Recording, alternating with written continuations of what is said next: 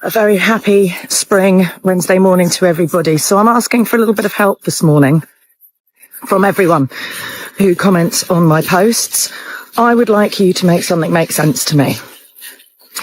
So in the last almost a year that we've had this government, they have battered and bashed British businesses to the hilt, raising NI contributions, causing jobs to come off the jobs market, wages at a higher level to stagnate because employers don't really want to or can't give pay rises because of the increased cost it is to these employers and small businesses to employ people.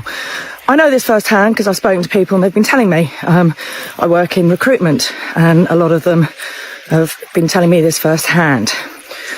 So why are we giving a 3-year tax break to Indian nationals that come here over our own people, encouraging businesses to take on these particular men and women over our own? This isn't a divisive question. This is a serious question.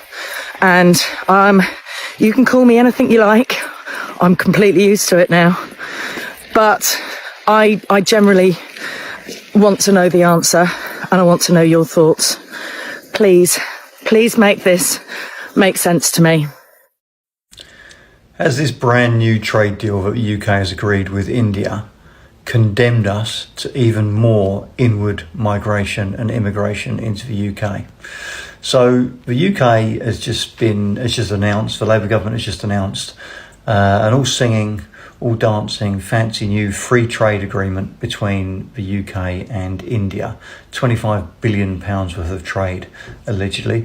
Now, on the face of it, that sounds like a great thing. Agreeing free trade deals, particularly now with the out of the EU, has got to be good news, right? And in principle, I don't have any problem whatsoever with agreeing trade deals individually with other countries. It's a great idea. But the terms of those deals are all important. And hidden within this one, from what I've read, seems to be a little bit of a fly in the ointment. And that fly in the ointment is this. It seems that we've agreed that workers going in either direction will pay no national insurance or equivalent contributions. So Indian workers coming to work in the UK do not have to pay national insurance. That effectively makes them much cheaper workers because they don't necessarily have to pay the tax. I don't know whether that applies to employers' national insurance, but essentially it means that they can effectively work more cheaply than British workers. Now, the same thing applies to British workers paying the equivalent going to India. But what do we think is the disparity between the number of Indians coming to work in the UK and the number of UK citizens going to work in India? I've never seen statistics on that, but I would hazard a bet that 400, 500, 600% more Indians come to work in the UK than Brits go to work in India. It's a one-way street. It's one-way traffic. And this is just going to open the floodgates even more. The government are just going to issue work permits. Companies in this country, particularly the big Indian consulting and IT companies, which I have some experience of because I work in the IT recruitment sector or I've run a business in that sector for many, many years. They have a tendency to employ Indian staff. And now if those Indian staff don't need to pay any national insurance contributions, the incentive is there even more so for them to employ Indian staff. So have Labour just opened the floodgates to even more people coming from Southeast Asia and the Indian subcontinent to work in the UK? Will they give assurances that this will absolutely 100% not increase the number of work visas issued to people from India? Because if it does, then I reject the deal utterly, completely and totally. I couldn't care less if it adds 100 billion quid. We cannot take more people. It's as simple as that. It's a zero-sum game. The economic numbers don't matter. We physically can't accommodate more and more and more people. It's going to destroy society. So this is going to come out over the next couple of days, I would imagine. Does this free trade deal, which on the face of it looks like a really good deal, does it absolutely allow Indian workers to come to the UK and not have to pay national insurance? If so, how is that even vaguely fair on all the British workers that have just had their national insurance contributions increased? How is it vaguely fair on British companies that have had their national insurance contributions increased? And what's it going to do to the immigration numbers? It's going to incentivise people to come here and companies to employ those people. It's bonkers, it's balmy, and it must be rejected. Must be. So let's see what comes out over the next few days. For £1,170 per month, you can rent this fantastic single room that comes with a storage unit above your single bed and allows you the opportunity to literally roll out of bed, cook your breakfast, have your dinner, and work from home. If you're feeling really lazy, you can drag over the TV and put the thing at the bottom underneath your bed so that you never ever have to leave your bed. And right next to the single bed, you have a wardrobe where you can store your clothes and they can smell fresh as you cook rice and stew. What's even better, if you're working from home, you can microwave your food on the desk that you're working on. Or if you're a student, you can microwave your food as you're studying for your exams on the desk. A very resourceful way to use up space. This property comes with free selected Sky TV channels, all utility bills included, shared bathroom facilities, and a single bed. The fantastic kitchen diner is a great selling point for those of you who literally want to roll out of bed and microwave your food or cook your food whilst you're in bed. For £1,170 per month, this studio could be all yours. Thank you to my follower who sent me this property, because this has got to be one of the worst that I've seen so far. Shout out to my subscribers and followers. Make sure to follow me on TikTok and repost this video. Guys, rents in London are just so insane right now. I've heard anecdotally from a ton of friends that it's impossible to find a flat. Everything is gone within a day of being posted online and people are overbidding. But I didn't realize how insane it was until my own flat went up for rent on the market. We're moving out and my landlord put the flat on the market, and within 2 days, she had 7 offers on the place. Almost all 7 offers were above asking price, with the one that my landlord ended up accepting being £400 above asking. Also, get this. The person whose offer ended up being accepted put up 12 months of rent up front in cash. That's a lot. So recommendation from me is that if you're considering moving in London, don't. Right now I'm in Dubai and I'm here to buy my 4th international investment property. Right now, I'm in London and everyone here can't afford their rent or can't use the electric because they can't afford to turn it on. They're already been evicted, or they've already been homeless for 5 months and can't find a new place to live. A London council is now looking to buy back council leasehold properties. And if this doesn't highlight market inefficiencies in the housing crisis in London, I don't know what does. Now, these are the exact same properties that Thatcher sold under the Right to Buy scheme in the 70s. Now the council is buying them back at the inflated prices of today from the very same people that they sold them to. You just can't make this stuff up. What a complete waste of taxpayers' money. Now, this is no shade to anyone who's able to purchase a property under the Right to Buy scheme. Kudos, hats off to you. But it just seems super inefficient for a council to sell a property for one price and then buy it back years later at the grossly inflated market price. And the fact that councils are having to do this when they don't just go ahead and build properties, and this method is somewhat cheaper than building new houses, is just incredibly inefficient. And it just goes to show the scale of the housing crisis throughout the UK, but particularly in London. Seeing this today absolutely shocked me, and I think future generations are absolutely cooked, especially if you're living in London. More and more needs to be done from a government level to increase the levels of housing stock. But at the same time, there's a massive conflict of interest because a lot of MPs are private landlords themselves.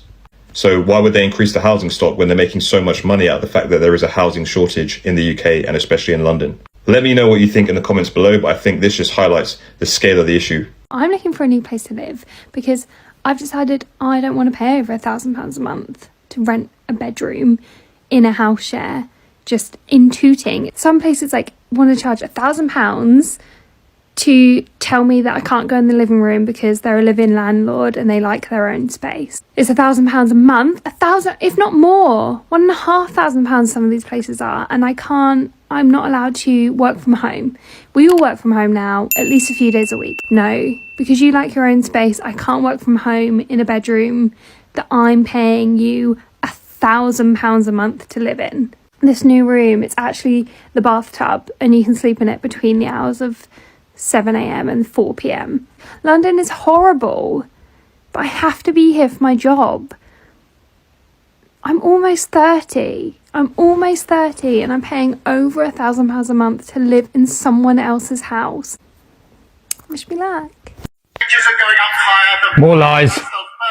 In a long time that's happened. So for families across the country, they're better off under Labour. This is the biggest boost for the cost of living in a very, very long time. What we're doing is picking up and fixing the mess that they left. Ready? Inflation under them 11%. 22 billion. There we go. A mini budget that made us the laughing stock of the world, and they want to give lectures on the economy to us. No, thank you very much. I'm absolutely astounded that he can still sit there and try and use the £22 billion black hole, even though the Treasury come out and clearly said there was not a £22 billion black hole. Now, I'm one of those families that are currently living under the Labour government, just like many others are, and I don't feel better off. Do you? It's just more constant lies and bullshit coming out of that man's mouth. Yes, there's no denying that the Conservatives completely ruined us as well. But since Labour have been running this country, what have they actually done for the UK? He sits there and says that the Conservatives made the UK the laughing stock of the world. I do not think so somehow. That is you, Starmer, that's done that. Everyone is laughing at us right now. Think about it. The Conservatives haven't put anyone in jail for hurty words. Make no mistake, I do not support the Conservatives in any way, but they're not the ones that have come out with new laws that support one group of people more than it does another. All of the Labour government are complete dictators. And the worst bit about this is there are still many people out there that believe the bullshit that comes out of their mouths and continues to support them. Even though you can clearly see the whole country right now is struggling and we are on our knees. Know what you lot think about all this in the comments. Something seems a bit suspicious. Border security, asylum and immigration bill, a government bill. Now, Starmer and his mates would hope you'd look at this and assume that border security, we're going to give them more power, they're going to be able to smash the gangs more, we're going to put a stop to this. That's Starmer in his own words. However, people have been looking through this bill and they've realised there's a key thing that's missing from it. Now, back in 2023, the Tories brought in a thing where if you came over to the country illegally, you then wouldn't be able to become a British citizen. You wouldn't be able to. So that would hopefully stop the incentive for people coming over. However, this bill does not have that. It doesn't have that at all. So what does that mean? Well, it means that this gives people more incentive to try and cross the border so that they can then become a British citizen, which then, who would you vote for allowing this? If someone has put this in and allowed you to come and finally become a citizen, who would you be voting for then? It's as if you can import your voters or something. I guess he's getting ready for the workforce of people that he's, because he's aiming for more technology in Britain. We're meant to become the next, what is it? I forget the name of it. Silicon Valley. But yeah, it's a plan and it's terrifying. And people need to be aware of this, right? It's importing voters. It's as simple as that. And it's going to give people more incentive to try and cross the border. So he's not doing anything. He's made it worse. Remember that.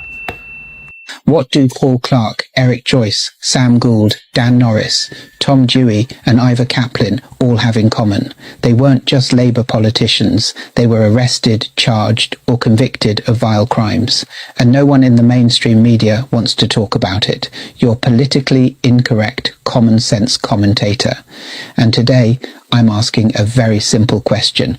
Why are so many Labour politicians being arrested for X crimes, including offences involving children? This isn't about political point scoring. This is about patterns, because when this many cases are linked to one party, the so-called party of compassion, you start to wonder if their idea of compassion just doesn't apply to victims. Let's start with Paul Clark, former Labour MP for Gillingham, arrested by the National Crime Agency in 2021, pleaded guilty in 2022 to making and distributing indecent images of children, sentenced in 2023 to 28 months in prison. Oh, and this was after serving as a government minister. Let that sink in. Then there's Eric Joyce, Labour MP for Falkirk, guilty in 2020 of possessing an indecent image of a child, suspended sentence, community service, still out and about like nothing ever happened. Dan Norris, a current Labour MP, arrested in 2025. Charges: rape, child X offences, child abduction, still under investigation, but suspended from the party. Tom Dewey, former Hackney Labour councillor, guilty of possessing indecent images of children in 2023. Sam Gould, senior Labour aide to West Streeting, admitted in 2025 to indecent exposure, including to a 13-year-old girl. Ivor Kaplan, another ex-Labour MP, arrested this year for online indecent communications with a child. Stephen Carnell, Labour agent, jailed in 2011 for hoarding over 12,000 child abuse images, and Paul Tweed, former Lord Mayor, gone down in 2024 for the same thing. Now, before the apologists roll in with their "not all Labour MPs" lecture, of course it's not all, but ask yourself this. Why is there such a consistent stream of arrests, charges and convictions? Why does it seem like year after year another one falls? And where's the outrage? Where's the BBC documentary? Where's the Guardian headline screaming about Labour's problem with predatory men? No, instead it's silence, swept under the rug. While the Labour Party lectures you about morality, diversity and protecting the vulnerable. Give me a break. This is the same Labour Party that covered up the grooming gang scandals for years. Because they didn't want to look racist. They let thousands of British girls get abused, and now they can't even keep predators out of their own ranks. You'd think a party that prides itself on being the voice of the vulnerable would take this seriously. But they don't, because the truth is, they're more interested in protecting their image than protecting children. So, I'll ask it again, why are so many Labour politicians being arrested for crimes like this? And why does the media act like it's just a coincidence? If it were the Tories, there'd be a Netflix series by now. If it were Reform UK, we'd never hear the end of it. But when it's Labour, it's under review, sensitive, or just swept quietly into a courtroom with no cameras. Share this, talk about it, click follow, and break the silence, because if we let this carry on in silence, we're complicit. If Labour wants to rule this country, they better start cleaning house, and if they won't, then it's time to vote for someone who will. Keir Starmer just called it Britain's biggest trade deal since Brexit. Narendra Modi says it's India's most ambitious agreement ever. Let's be honest, with India's slant towards protectionism and the quagmire the Tories had to wade through to get a sniff of a deal in the post-Brexit chaos, neither of those bars were exactly high.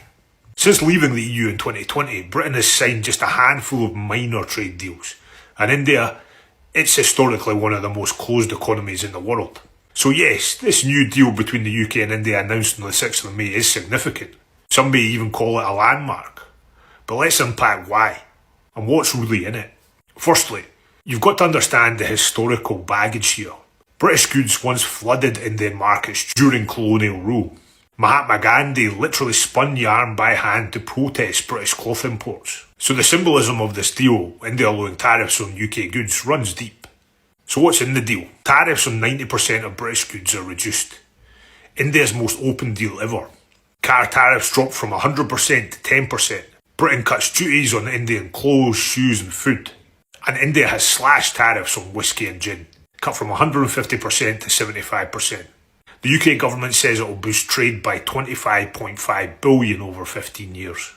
From a British perspective, the big absence is the lack of inclusion of the services sector. The UK wanted access for its lawyers and accountants, and stronger protection for its brands. India wanted more UK work visas, especially in tech, but Britain said no. Why? With immigration now politically toxic in the UK, that door stayed firmly shut. And the blame for this missed economic opportunity falls right on the lap of those far-right anti-immigrant populists I like to go on about. First Brexit, now this. The gift that keeps on taking, eh? On the subject of those BS merchants, one part of the deal is being spun by the right in a bid to stir up controversy. Indian workers transferred to the UK to work for Indian companies won't pay national insurance for 3 years to avoid double taxation, as they'll still be paying tax in India. These same workers will be unable to claim benefits and would have to pay to use the NHS. So it really is a non-story. But they don't let the truth get in the way of a good opportunity to stir up anti-immigrant sentiment. What's more, this type of arrangement is normal. Britain and India both have similar deals with scores of other countries. But that hasn't stopped Nigel Farage and others claiming it will undercut British workers. The truth, the number of people this affects is absolutely tiny. Indian firms employ just 110,000 people in the UK. And remember, Brexit got us in this position. Farage and the Tories don't have a leg to stand on. Voices on the left also have concerns, less on the xenophobic side that I just mentioned, but on how this deal will actually benefit ordinary British workers, and not only the wealthy class of business owners and shareholders who already do alright out of things, don't they? Something the government is yet to articulate. There are also questions with this and future deals as to how this fits into the need to address the wide economic regional imbalances in the UK. Now here's where the deal reverberates on a global level. This deal comes just after Donald Trump's new tariffs shook up world trade again. And that could be the real story here. As the US retreats from global trade rules, bilateral deals like this one are becoming more urgent and more common. Negotiations for this deal had been trundling along at a snail's pace until Trump dropped his Liberation Day bombshell. Suddenly both countries had a fire at their feet. And here we are, a deal done in May. India is also now signalling to global investors we're open for business. And Britain, it's chasing trade deals with the UAE, Switzerland, and even, music to all our ears, our biggest trading partner and the world's largest free trade union, the EU. So is this deal a game changer? Maybe not. But in a world where Trump is back and global trade is fragmenting, it's a signal. The UK and India are choosing to move fast, and this might just be the start. So have you seen the news that the UK is making it a little bit cheaper to hire Indian workers rather than British workers? Maybe you've seen some headlines about it. Let's take a little bit of a look behind the headlines. I've not done one of these in a little while.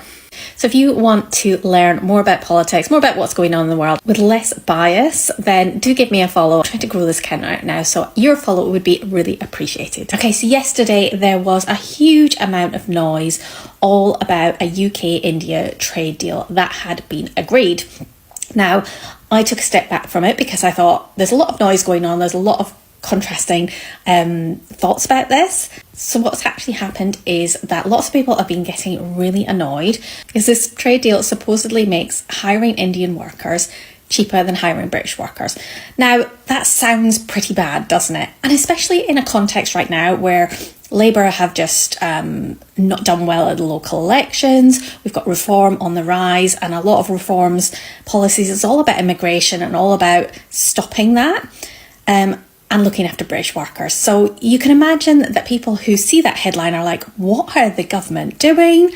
What are they even thinking about? Surely they can't be doing this. Surely they can't be playing into Nigel Farage's hands. From what I can see, what's actually going on is a very standard trade agreement. And what happens between countries, and there is lots and lots of them, there's tens of these trade agreements with different countries, is that something is set up so there's not double taxation going on. It actually happens the same way if you go and work in another country too. Generally, we have these deals where if you go and work in that country, you don't pay twice into taxation. It's not new, it's not sneaky, it's just something that's been going on. So, why are we all so outraged about this? Honestly, it's probably two different things. It's number one, fear. There's not a great deal of jobs going on in this country. There's a lot of worry about the immigration, and there's a lot of worry about the racism that goes along with that immigration as well. So if you think about who is creating these headlines, they're trying to capitalise on that, really. Second, I reckon there is a little bit of racism going on here. Like, I think it's time to call it out. There is racism going on. People have heard, oh, Indians, brown people, they're going to be able to get jobs better than the people who live in this country. That doesn't sound right.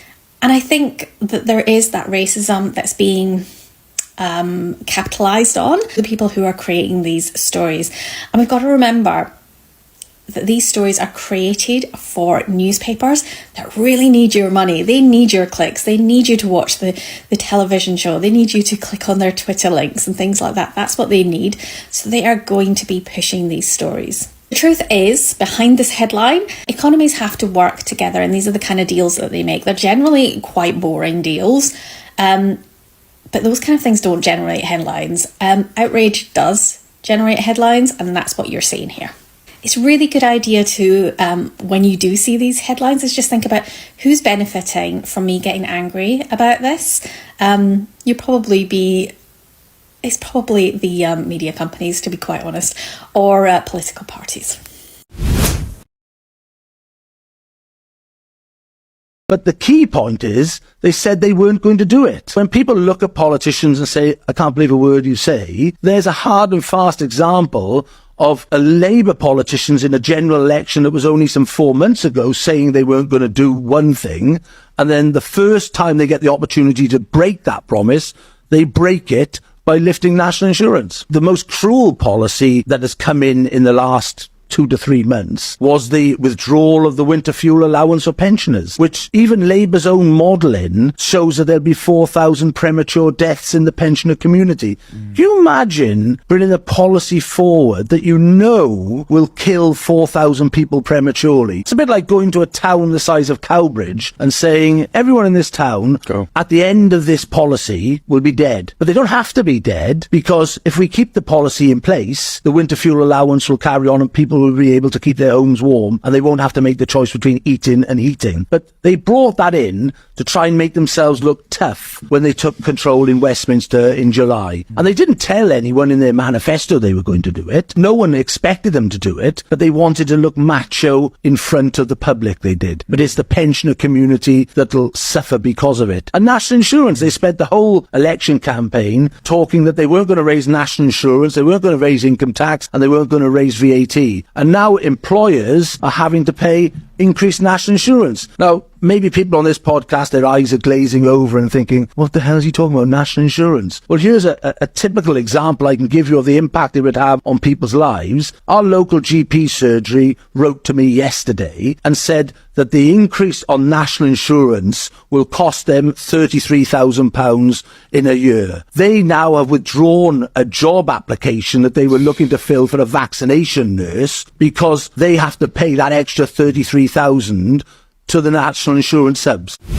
I mean, it really feels like we're living in the end times. I'm just symbolic of probably hundreds of thousands of working class Brits that have just been pushed to the back of the queue by this society. It's really these greedy politicians and corporations are to blame. Some other groups in the world I can't really talk about. I'm actually walking to the Housing Association right now to complain about the poor service I received. The washing machine was fixed. Now the pipe's leaking again. They do not take you seriously unless you walk up there in person and get a bit agitated with them, get a bit aggy. Hello. This is the Housing Association, right? Yes, but the office is closed. It's always closed. I just wanted to speak to someone about my flat. I have constant repairs that aren't getting fixed. Have you reported the repairs? Yeah.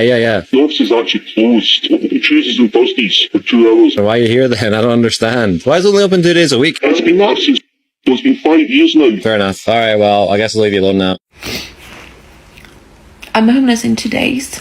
And today I was supposed to be moving to a house sitting, which fell through for very unexpected reasons. And it's really scary. And when I say homeless, I just want to clarify. I am working, I pay my bills. I never had a problem with, my tenancy. I have to move because my landlady is forced to sell her place so it can be sold for more money, so more Londoners could live in Bristol. And I haven't been able to find a place to live. And when people say, oh, just go and work. I'm working. I pay my bills. I do all the things I should be doing. And it's not enough. And if anyone is wondering why I'm posting this, I tend to forget lots of traumatic moments, and I want to remember. Because I think I will come through this. But right now it's really scary. I don't know where I'm going to be in 2 weeks' time. I've managed to find a place to stay with my friends until the end of the month, and I'm seeing a property on Wednesday. But it is fucking scary. It is scary. And no, I can't go home. I can't go back to my parents. I'm doing everything I can to look after myself. And it's still not enough.